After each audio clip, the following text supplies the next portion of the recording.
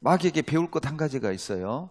마태복음 10장 16절에 너희는 뱀같이 지혜롭고. 마귀에게 배울 게 딱 하나 있어요. 참 지혜롭습니다. 마귀는 하나님과 인간을 분리하는데 참 지혜롭습니다. 마귀는 우리 신앙을 잡아뜨리는데 참 지혜롭습니다. 마귀는 우리 그리스도인들을 세속화 만드는데 참 지혜롭습니다. 마귀는 우리 그리스도인들의 열정을 빼앗고 그리고 우리 신앙을 무장해제 시키는데 아주 지혜로워요. 우리를 무기력한 무능한 그리스도인으로 만드는데 아주 지혜로워요.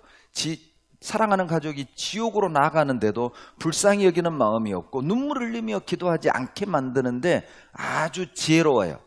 그리스도인을 그리스도인답지 못하도록 만드는데 마귀는 아주 지혜로워요. 복음의 최대 장애물이 뭔지 아세요? 그리스도인입니다. 놀랍죠? 복음의 최대 장애물이 그리스도인이에요.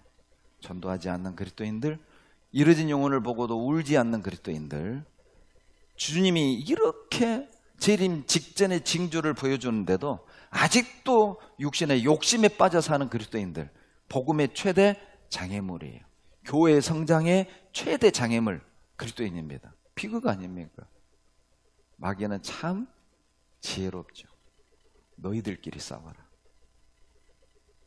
얼마나 지혜로워요. 전도하지 마. 너희들끼리 싸워. 자매들끼리 싸워. 부부간에 싸워. 가족끼리 싸워. 전도하지 마. 지옥 가는 영혼 관심 두지 마. 싸워. 자존심 싸움. 돈 때문에 싸움. 그러죠? 시댁에 가냐 마냐로 싸움. 그런 걸로 싸워. 이뤄진 영혼 생각하지 마. 하나님 나라 생각하지 마. 주의 재림 생각하지 마. 얼마나 살기 좋아. 갖고 싶은 거 얼마나 많아. 누리고 싶은 거 얼마나 많아. 누리며 살아. 봉사는 임원들이 하는 거예요. 신앙생활은 주일날 와서 말씀만 들으면 돼. 무슨 봉사냐? 무슨 전도냐? 편하게 살아 그냥. 참 지혜롭죠. 마귀에겐 4가지 지혜가 있습니다. 첫째, 마귀에겐 관찰하고 연구하는 지혜가 있어요. 에베소서 4장 26절로 27절입니다. 에베소서 4장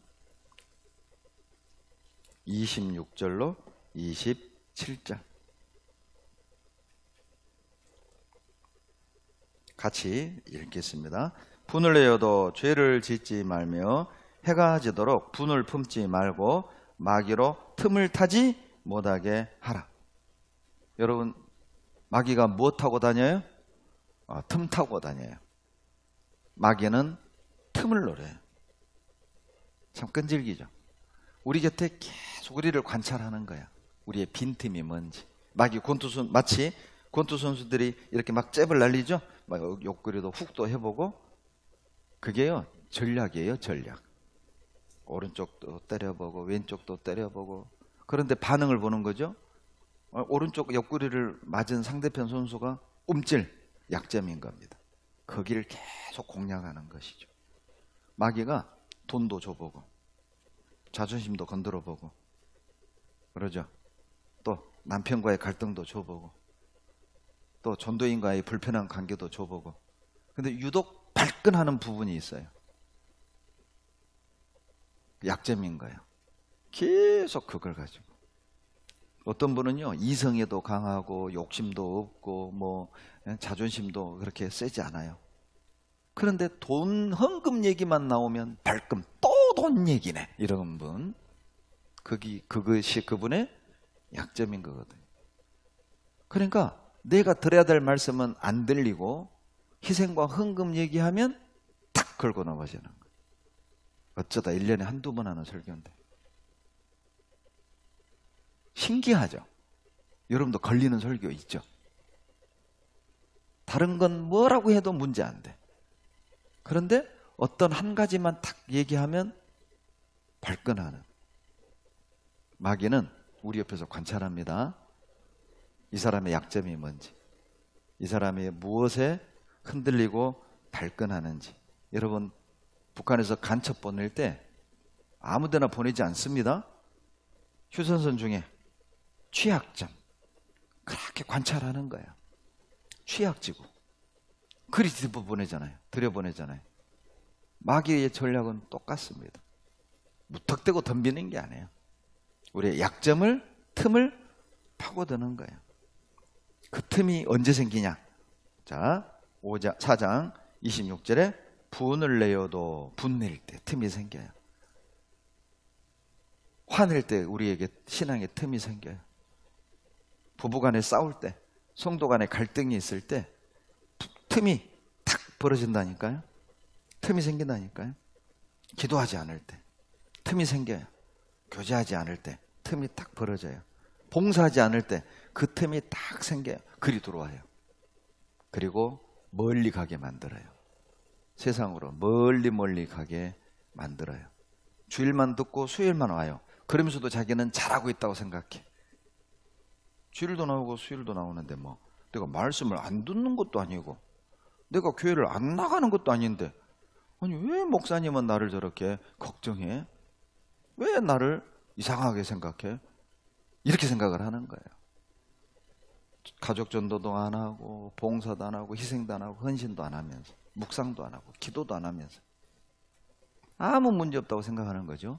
이미 틈이 생긴 겁니다. 두 번째, 마귀는 어떤 지혜가 있냐면 누구를 넘어뜨릴 것인지 잘 골라내는 선별하는 지혜가 있어요. 여러분, 아담과 하와 중에 마귀가 누구를 먼저 골랐죠? 하와였어요. 왜요? 아담보다 하와는 말씀을 불확실하게 알고 있었잖아요. 그러니까 한 달이 건넌 하와가 제격이죠. 뭘 교훈한지 아시겠죠? 마귀는 알아요. 이 가운데 자, 누구를 흔들어 놓을지를 알아요. 이 가운데 누구가 마귀의 표적이죠? 말씀을 집중해서 듣지 않는 사람입니다. 수요일 주일을 그냥 유튜브로 보니까 흘려듣는, 일단 켜놓고 부엌에도 왔다가 커피도 탔다가 화장실에도 갔다가 전화도 받았다가 유튜브는 틀어놔요. 그냥 틀어놓는 걸 듣는다고 위로하는 거예요. 히어링은 듣는 게 아닙니다. 리스닝. 집중해서 듣는 게 듣는 거예요. 소음 듣듯 듣는 건 듣는 게 아닙니다. 솔직히 유튜브로 듣고 SNS로 들으면 히어링 그냥 들어요. 그냥 들어요. 집중 안 해요. 모두가 그런 건 아닙니다. 그 사람이 마귀의 표적이죠.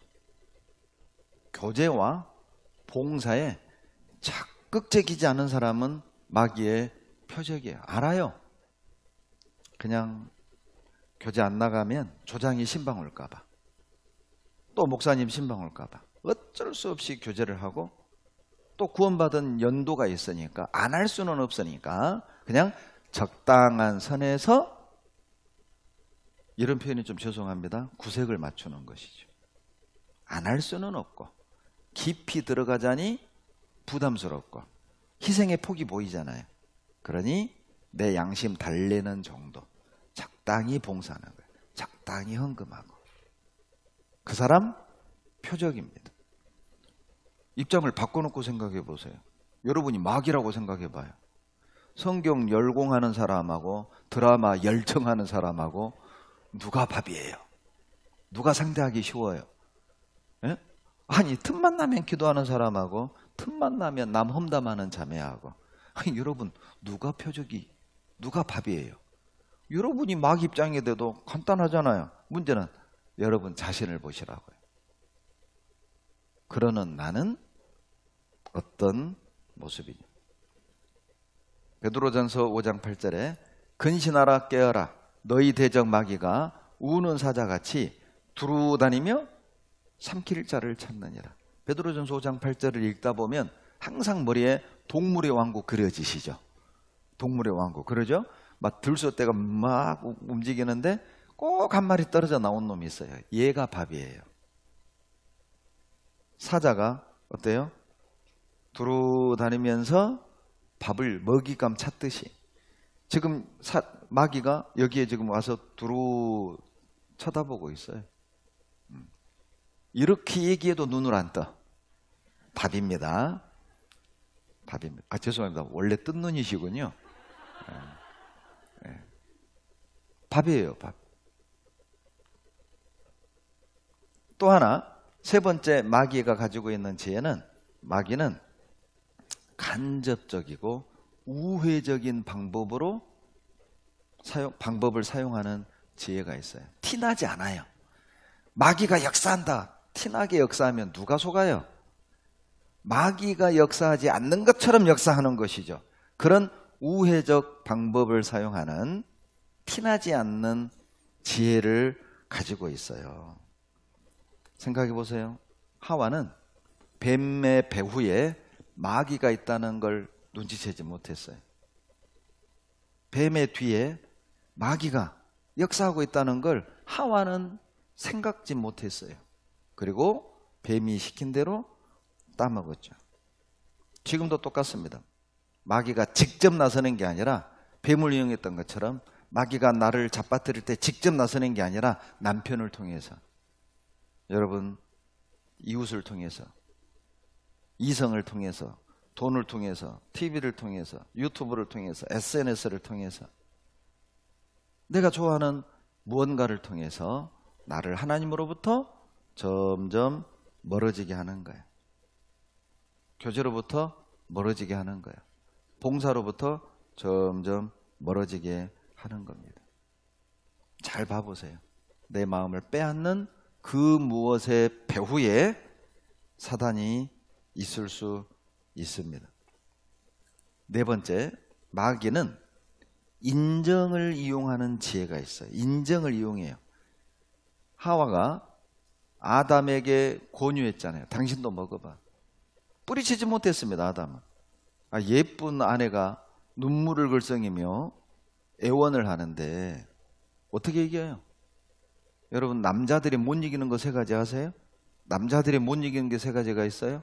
부인을 못 이기고, 자식을 못 이기고, 자기 눈꺼풀 못 이겨. 이거 쏟아지면 장미라니도 이거 못 들어. 이거 못 들어, 이거요. 못 이겨요. 어떻게 여자 이겨요, 남자들이.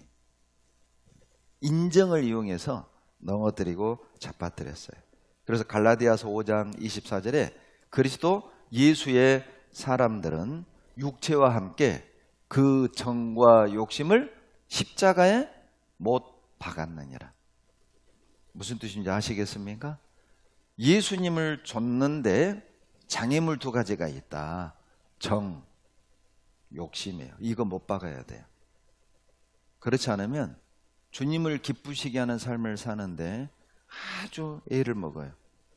그래서 에스겔 16장 4절에 보면 너의 난 것을 말하건대 너가 날 때에 배꼽줄을 자르지 아니하였고. 여러분, 이 배꼽줄이 뭐 인정줄이잖아요. 어머니가 10달 동안 고생해서 나를 낳아주셨어요. 그래도 잘라야 돼. 싹 잘라야 이제는 살죠. 아무리 그 사람이 나를 도와주고, 아무리 그 사람이 나 힘들 때 위로해주고 했어도, 내가 그 사람에게 신세를 졌어도 그 사람이 이단적 교리를 나에게 가르친다면 잘라야죠. 친구가 그러니까 나 어려웠을 때 도와줬는데 내가 어떻게 거절해? 들어봐 줄게. 신기하죠? 이단에 빠지는 대부분의 사람은 가까운 사람에 의해 미혹됩니다. 가족, 친구, 나 어려웠을 때 도와준 사람, 위로해 준 사람, 곁에 있었던 사람 못 뿌리쳐요. 그래서 출애굽기 32장 27절에 보면 모세가 시내산에 올라가 율법을 받을 때 40일 동안 내려오지 못했죠. 그 사이에 이스라엘 백성들은 금송아지를 만들고 우상을 경배했어요. 모세가 내려와서 그 광경을 본 겁니다. 그리고 이스라엘 민족을 향해 소리쳤죠. 하나님 편에 서 있는 자는 칼을 차고 내게 나오라. 레위 지파가 나왔어요.